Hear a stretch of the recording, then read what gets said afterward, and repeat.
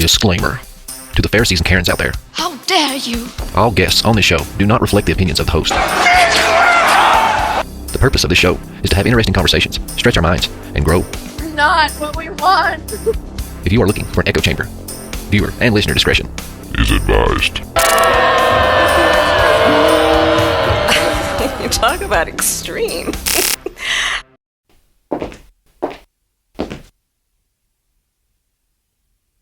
What is happening and what is up?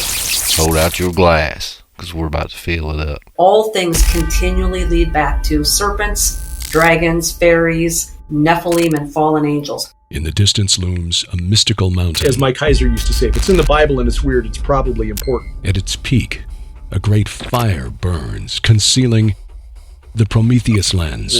This development of this knowledge that's being talked about within the mystery schools. An ancient artifact said to reveal the hidden truth within a deliberately darkened world. There's a hidden history that's been deliberately obfuscated from the peoples of the world. Join us as we travel and explore the vast unknown. It's a hero's journey with dragons to slay, damsels to save, and innumerable treasures to hoard. Torches high. The Smithsonian, they caught wind of a giant skeleton. They would send their agents out to get it. But it takes courage to move forward, to move out of the shadows, out of the unreality that we think of as reality. We are all on the hero's journey. Mankind has been in contact with and influenced by extraterrestrials. Leave the sentient mound of bull feathers out of it. You know, look at it from a different perspective.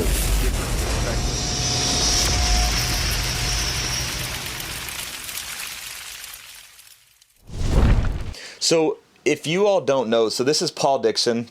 So I always describe Paul as a researcher and an explorer, because Paul and his wife, they like to, when they go on vacation, they like to go just explore odd, strange areas and kind of discover the history of those areas and whatnot. Paul has become a good friend. He's been on the podcast several times. So just love what he has to say on just about any subject or topic, because he's just got great recall. I can't remember what I had for dinner 2 days ago, but Paul's gonna uncover some mysteries of the universe for us. All right, take it away, Paul. I will say before I hand off the mic to Paul, this discussion or this session is going to be a little bit more like comment and discussion based. So Deborah, Sean, you're going to shine during this session. Really going to shine. I hope you do. How's everybody doing today? Good. So that last presentation was awesome, brother. I really enjoyed every minute of that. So I'll try not to bore everybody after that one. I try to tell everybody that there are two creation stories. A lot of people think that's insane when they hear that. One we know everything about. That's our own. We have a book, the Bible, that tells us who we are, where we come from, the love that Yahweh has for us. But there's an entire other creation story that we know exists, but we know nothing about. And that's the angelic realm. Mm-hmm. So what we do know about the angelic realm is the word angel more or less just means messenger or messenger of light. So it's a job title. I know you've heard that. So there are multiple facets to the angelic realm. We don't know the depth of it. We don't know what all different types of creatures come from it. We just know that it exists. So I was going to take a little while, first of all, to talk about some biblical entities and biblical monsters that have been spoken about throughout Scripture. Not all are angelic, but as you'll see, all spawn from the angelic realm in some way or another. It is my belief that in Genesis it says the earth was formless and void. Well, if you look at that back in the Hebrew, it says the earth became formless and void. Tohu wa bohu. Okay? Something had to happen in order for it to be destroyed, because God does not create anything imperfect. Okay? Now, it is my belief that at that time, that's the fall of the reign of Satan. Because when we start to read Genesis, we start to realize that Satan's already in the garden. And Satan's not the only entity in the garden at the time. So from that point, I'm going to start going over, and I'll try to make it clear as I go through. Some of it may not be right off the bat, but as I get towards the bottom, I'll try to clear everything up and be as linear as I can. If you know anything on me on the show, I'm all over the place. This is a subject that is near and dear to my heart, and it's hard for me to stay on track because it's just so broad. So the first part is we have the basilisk or the cockatrice in Isaiah 14:29. So here, right off the bat, we're starting to have this blending of species. This is a serpent that is also blended with a type of bird. And again, we all know that through the book of Jasher, Enoch, blending of species is it continues throughout Scripture. It seems to be this, like you said before, a seed war. And we don't know whether Satan is, how would I word that, trying to create his own things outside of the image of God, or whether he is trying to ruin the DNA of creation itself, or is it a combination of both? So the basilisk is one entity that in Scripture talks about being a blending of species. It's very similar to Leviathan in Job. Leviathan is a serpentine deity that we see from the Old Testament through the New Testament. And it is my belief that that's the same entity that is in the Garden of Eden. Okay.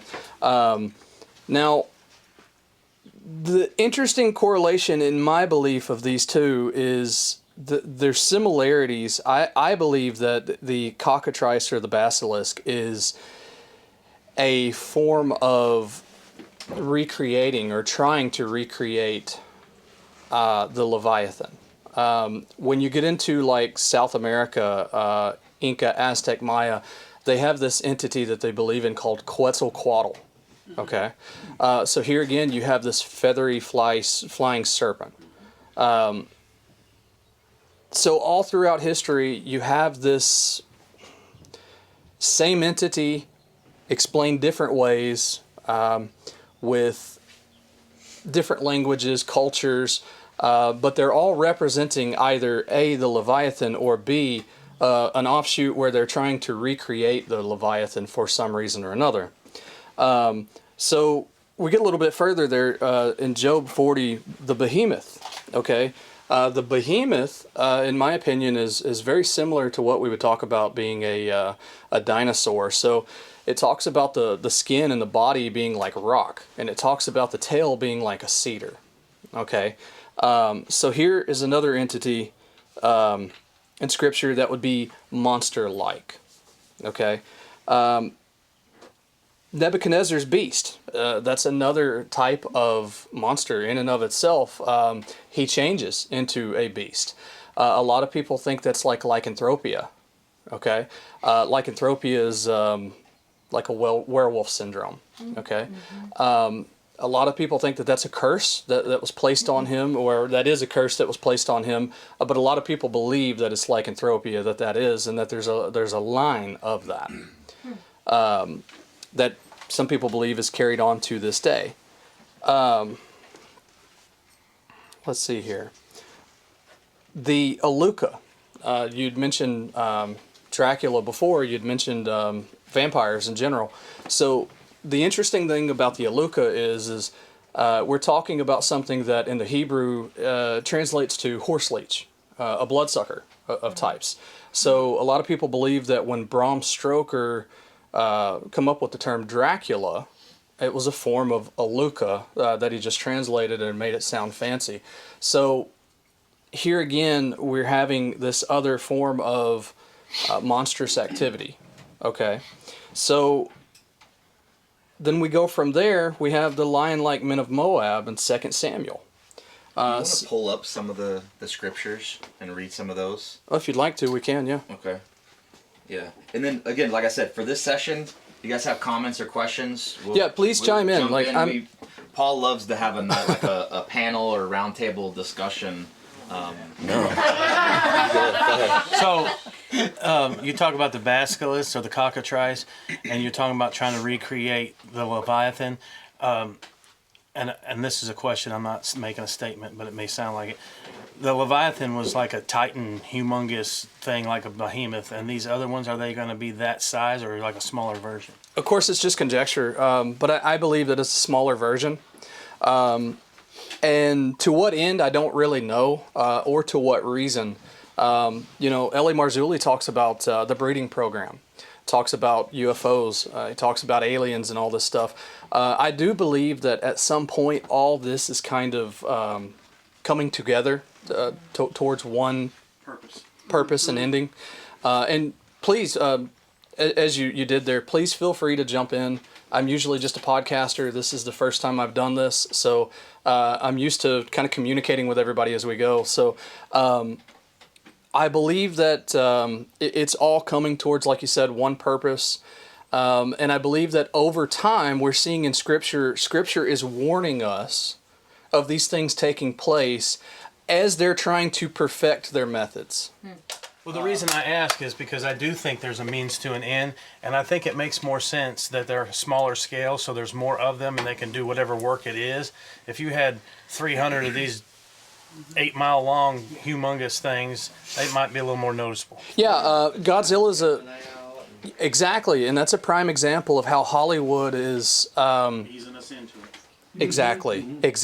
And you're going to find that all throughout my presentation here. So going back to the Iluka, the Bram Stoker's Dracula, the entertainment industry is just slowly getting our feet wet into this so that we have this understanding of it before we get there. I mean, even Harry Potter had a basilisk. Absolutely, exactly. And it's so deeply embedded into society today that we don't even realize these are the things that we're looking into. Lord of the Rings, that's basically an adaptation of the Ring Lords, which I believe was a Manly P. Hall writing. So all these things that we have today that we think are new, whether it be Marvel or DC or all these different comic series that have become movies and become so popular, the witchcraft that has become so popular, I believe what's actually happening here is an amping up towards a goal that the demonic realm, the fallen realm, whatever you choose to call them, Legion says is the Christ come to torment us before our time. So they know they have a time. Okay, but these things are either A, you have the fallen angels that are separated from grace, so therefore separated from creation, or B, you have the demonic realm, which, excuse my language, but the Book of Enoch calls the bastard children of the fallen. That's because they, what's that? Exactly. Exactly. So they're fatherless. So meaning that they were never part of creation. They are a bastard offspring. Okay. So what we have is they are gearing up towards what Legion says their time, and they have to perfect it over time. Because they're cut off from all creation, they can't just automatically come up with what they're going to do. So, absolutely. So they can't create, they can only corrupt or copy. Exactly. Satan would be a copycat. Yeah, so like Superman is a perfect example. This guy from outer space, Kal-El, kind of sound like Raphael, he's going to come down and save everybody, and that's the narrative they're trying to sell us, that this alien dude's going to come down and save our world, and it's supposed to look like a good guy. Absolutely. But that's not really what's going on, and X-Men are all mutants, which is compromised chromosomes, right? Absolutely. So here again you have this destruction of creation. And from this destruction of creation, they're trying to condition mankind to look at those entities as gods, which even Scripture says they are gods, but he puts it in a lowercase g, lesser Elohim. Okay, go ahead. Yeah, isn't this just part of the seed war? Because Satan only tricked a third, so he has to get his ranks up, and angels can't create by themselves. That's why they had to come down with the women. So they can only take God's creation to manipulate them. So they're trying to even up the ranks because there is a war coming up. And that's absolutely right. The only thing that I would remind you is that's a third of an infinite number. So Scripture says that the angels are an infinite number. Where does it say that? That's a big third. It is. I don't have that right off the bat, and I don't have service right now. It says something about them being like the sands on the seashore. Absolutely, yes. Yeah. Yeah. They're unnumberable. Yeah. They're unnumberable. Yeah. It is infinite to us, but to God, it has a limit. It's a finite, yes. It is finite, yeah. And 1/3 of that, like Preston said, is the fallen. Whatever that number is. Right, absolutely. And so even though that's a minuscule number to Yahweh, that is such a maximum number to mankind that it's beyond what we can really fathom. That is why the antediluvian world is just riddled with the fallen realm, whether it be from megalithic structures, ley lines, all these bones and things that we find from the giants, elongated skulls, double rows of teeth, things that just cannot be denied. It's been here, it's been deeply rooted in since the beginning. It was significant enough to wipe out the earth with a flood. Absolutely. Well, and that's the interesting part. And you're friends with Quayle, so he'll back this up. So we all talk about the flood of Noah, but most people don't really go back to look into the flood of Jeremiah. So Jeremiah goes back and it re-explains Genesis 1. But it starts talking about how I've seen your cities torn down, but I won't make a complete destruction. So there's twice there that there has been a catastrophic situation where Yahweh chooses to preserve a portion and continue forward. And so back to your the name that you used there. What was the part outside of the suffix of that? The Dracula name? Aluka. Aluka. Yeah. So it sounds like what they're using, he used as a prefix for that name would have been the whole Draco thing or dragon. Right? Absolutely. I'm pretty sure that was if I'm thinking of the same guy that you're thinking of. He draws that back all the way to like Uther Pendragon and all these different bloodlines with Gary Wayne. Absolutely. That, back to that whole family history of Draco or whatever. Absolutely. And if you go back to Scripture with it, when they ask Christ, how will we know the time of your return? And he says, there will be eating, drinking, and giving in marriage.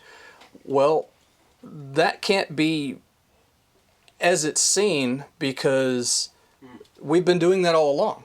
Yeah. Okay, that's been taking place all along. Eating, drinking, giving in marriage, that's what we're supposed to be doing. So what it is if you give me just a moment, it's eating of human flesh. Okay, and I'm sorry some of this is going to be a little vile, but it's just the nature of the circumstance. Cannibal derives from the two words Canaan and Baal. Oh, yeah. Okay, it's a rite or a ritual. It's magic working. Okay, drinking human blood. Y'all were talking earlier about how the blood rejuvenates. Well, Scripture says that the life is in the blood. So when Christ comes back and doubting Thomas doesn't realize that it's really him, what does he say? He says, "Handle me and see." But he comes back as a body of flesh and bone. Yeah. So blood is what ties us to space and time, so to speak. Yeah. And blood is also, in 2 Peter 2:4, talking about the angels that kept not their first estate. As a consequence, they were bound and chained in everlasting chains of darkness. Okay? But leaving their first estate, well, that's a reference to dimensions. So see, just like we don't understand all of the angelic realm, the realms are the dimensions. We don't know how many other dimensions that there are. We know of ours. We know of the first, second, and third heaven, up to the throne room of God, but we don't know all of the location where all these other angelic entities reside. Go ahead, sir. You hit it all. The eating and drinking, I was going to comment on. The married and given in marriage is probably they were giving their daughters into the to the people in bloodlines they weren't supposed to be giving them to. Well, and I'll go a little further with that. So in the Old Testament, the eating, drinking, and the giving in marriage portion was Genesis 6, which we'll get into in a little while. In the modern term of that, I would say L.A. Marzulli's The Breeding Program, where he talks about that. That's the future version of the giving in marriage. It's an intermingling of DNA. So we're there. Absolutely. We're. Hey guys, you found yourself at the end of the line, and this means that you're not an all-access pass holder, so I gotta play the Gandalf here and slam it down and say, you shall not pass. But hey, if you'd like to join us on the hero's journey and get the rest of this episode, and not only this episode, you get 48 hours early to every single episode in the future, and gain access to an entire library of members-only content, access to the private Facebook community, and monthly Q&As with authors and speakers and researchers that I've had on the show. Head on over to PrometheusLensPodcast.com and sign up. It's quick, it's easy, and I'm only asking you to sacrifice a happy meal once a month. You're without an excuse. Homeless people come up with $5 to $10 a day for their addictions. Nobody's that hard up. Torch is high, guys.